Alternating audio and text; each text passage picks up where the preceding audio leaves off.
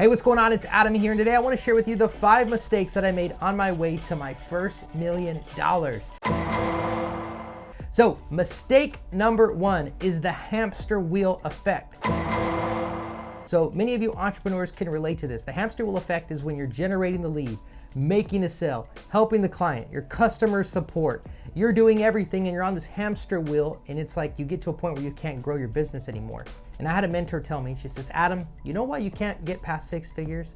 She said, because you wake up every day and you ask yourself, how can I generate a lead? How can I make a sale? How can I help my clients? She said, what you need to ask yourself is, how can I enroll someone to help me generate a lead? How can I enroll someone to help me make a sale? How can I enroll someone to help me with our clients so that you could be in your zone of genius and focus on what you're good at, which is, for me, I'm a great trainer.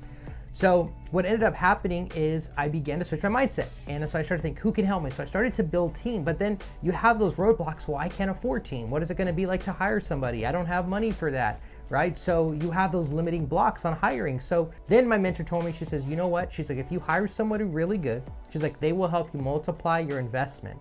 She's like, a sign that they aren't a good teammate is when you hire them and you're not multiplying your investment.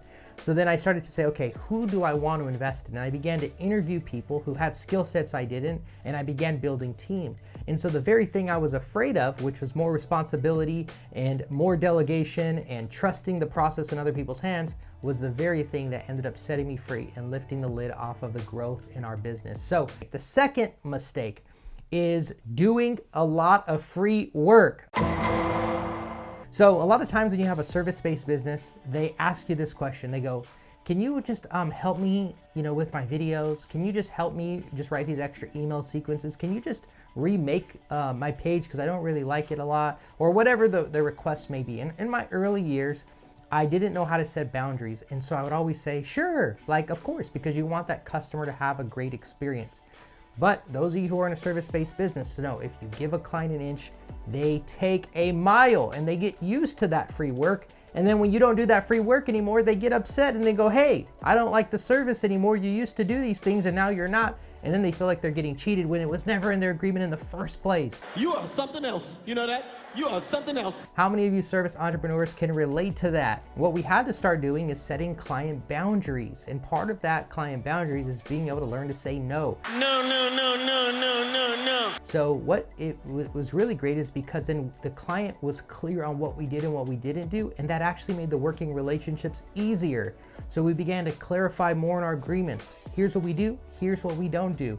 If a client asks us to provide a service that we don't offer, we just say, hey, we'd love to, but we don't specialize in that. So unfortunately, we won't be able to do that, but here's what we can do for you. So that way there is a clear boundaries and we're no longer getting tied up in endless free work that oftentimes just leads to resentment and leading you to burnout. So that was mistake number 2, is doing free work. Number 3, not having a process in place. So a lot of times when I was growing my business, I wanted to do such a great job for our clients that I had all these custom pathways, right? So, oh, you want to build this or you want to build that? Yeah, we'll figure that out and we'll provide that service for you too. And oh, can you do this? Yeah, we'll figure that out and we'll provide that service for you too. And so eventually you end up with all these services, you know how to do all these things, that you have all these custom pathways that your clients can take. And that would be like going to Chipotle, and imagine if you went to the Chipotle line and you were like, hey, I'd like to order a steak and cheese burrito, but if you can also go in the back and mix up some chorizo, throw that in there. If you can make some grilled onions, if I can have those sauteed, if you can make my tortilla a little bit on the I'd rather take corn instead of flour, and all these things that Chipotle would then have to customize for your burrito, they would never be able to grow because they would spend a half hour on your burrito, making it exactly how you like it, right?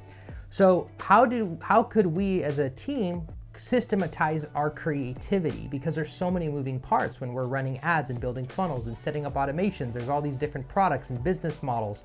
How do we systematize that? So we had to create a process that we can lead our clients through so that there was enough room for flexibility, but it was still systematized. So having a process and not doing customized work for every client was something we had to adjust to. So number 3 is doing customized work will keep you from duplicating and growing $1 million business. Number 4, not charging more sooner. Okay, so this comes a lot when you do not know your true value and you don't know the value you're bringing. You often undermine your services. So you charge more because you think if you charge more, then more people will say yes to you, and then the more people that say yes to you, the more successful you become. But when you're providing a service and you don't have good margins, what ends up happening is you don't have enough resources to truly bring in the talent that you want to serve that client well. You don't have enough resources to reinvest into your marketing and advertising. You don't have enough resources to provide good customer support. So what ends up happening is you end up getting more clients, but you get spread thin, and a lot of times that experience gets watered down. So what happens is when you collect more by raising your prices, you're able to bring in more talent, bring in more team, bring in more resources, get budgets for marketing and advertising to continue to sustain your message and your vision, and you get to create a better experience for the client. And that's why the saying goes, you get what you pay for. And a lot of times when you're charging lower, you have clients that maybe aren't the best fit, but they see you on sale, and so they want more demands from you, but you're stuck within the price offering that you've given them.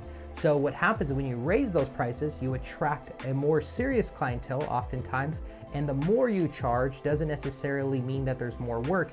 It means that the experience gets enriched and that you attract a better client base.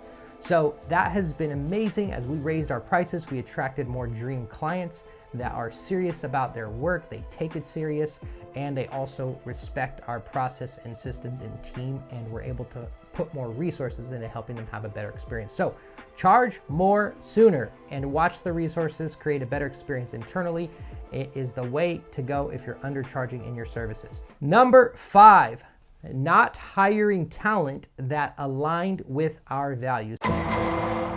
So in the beginning, when I was on my way to $1 million business, I was hiring people that were talented, but they didn't necessarily align with our values. So what I mean by that is they might be super gifted in IQ, but they had low emotional intelligence. Their love capacity on how they showed up and served was very low. So they would get irritated at client requests, even though they were highly capable. They didn't have a servant heart, so they would always give an attitude to the client. So that starts to misalign, and then you start to confront them, and then they give you an attitude back. So you're like, okay, talent is not enough. So what we did to pivot is we created these 3 value systems that we hire off of. One is LQ, which is your love capacity. That basically is, how willing is this teammate to serve, to give, to show up and just, with an open heart, to really serve the client and serve the team, right? That's their love capacity. EQ is their emotional intelligence. How do they show up when things don't go their way, or when a client is having a hard time because their marketing campaign isn't as successful as they may have thought it would be? How do they show up for that client and support them? IQ is problem solving. How do they solve a problem when something is going wrong? What's their ability to figure out a solution so that they don't come to me every time, right? So LQ, EQ, and IQ, we began to hire off of those values, and so our culture became rich in love. It became egoless. It became about giving, about providing more value, about serving more. And so now there's this amazing culture. We have better retention, so we don't have to retrain, and we're all going in the same direction together to grow and serve our clients. So that has been huge in a culture shift, where before we were just focusing on talent to get the job done in the early years, and then you end up having to fire people, retrain. The journey's not as fun. So those are the 5 mistakes that I made on my way to my first million. Hopefully you can pick one of these things that maybe you relate to, apply to your journey, and watch it lift the lid off of your growth. So if you got some value from today, we'd love some comments below. Subscribe to this channel, and I hope to see you in the next video. See y'all later.